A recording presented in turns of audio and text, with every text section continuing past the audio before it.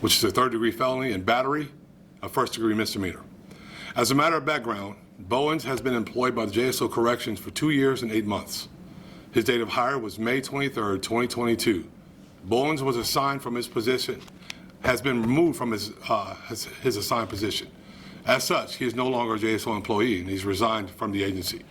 Nor does he have any authority as a corrections officer. The following is a summation of the facts which support Bowens' arrest. On January 23rd, JSO officers were dispatched to a dispute at Bowens' residence.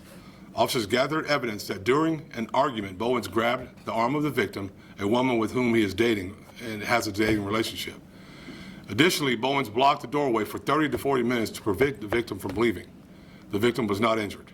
And based on the totality of the circumstances, Bowens was arrested by integrity detectives for false imprisonment and battery.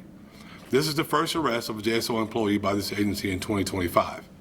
Our collective belief in openness, transparency, and accountability outweighs any personal allegiance, as I've said many times before, to JSO employees. I've said on many times, no one is above the law.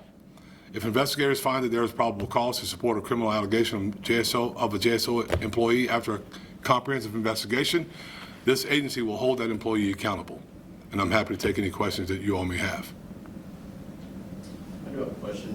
You mentioned that this is the first time for this year that a JSO employee was arrested. Last year, if I'm not mistaken, was 14 arrests for a JSO employee. Would you say that you guys will be implementing any new training, to let people know that, hey? So I have a question for you. What training do you need to know not to touch somebody or hit someone that you shouldn't touch? You don't need any training for that. You need to uphold the oath that you take when you come to this office. You need to do the things that you're supposed to do and not violate state law and not violate our policy. If you do that, then this is the result.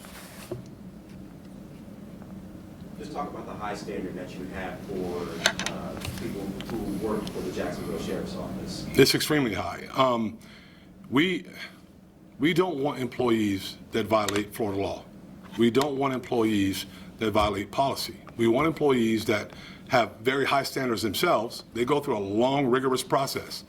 You can't come today, fill out an application, and get hired tomorrow. It doesn't work like that. It's at least a 6-month-long process to get hired. Sometimes quicker if they can rush it along. Then there's the academy. Then after the academy, there's a probationary process. And you make it through all that, then you have the right to be on your own and serve this community, our corrections inmates, in the positions that they get. Unfortunately, sometimes someone makes it through and slips through the cracks they shouldn't make it through. And, or they find themselves in a position where they use bad judgment and can't do the right thing when they're supposed to do the right thing. We all have moments where we get frustrated. We all have moments when you're angry.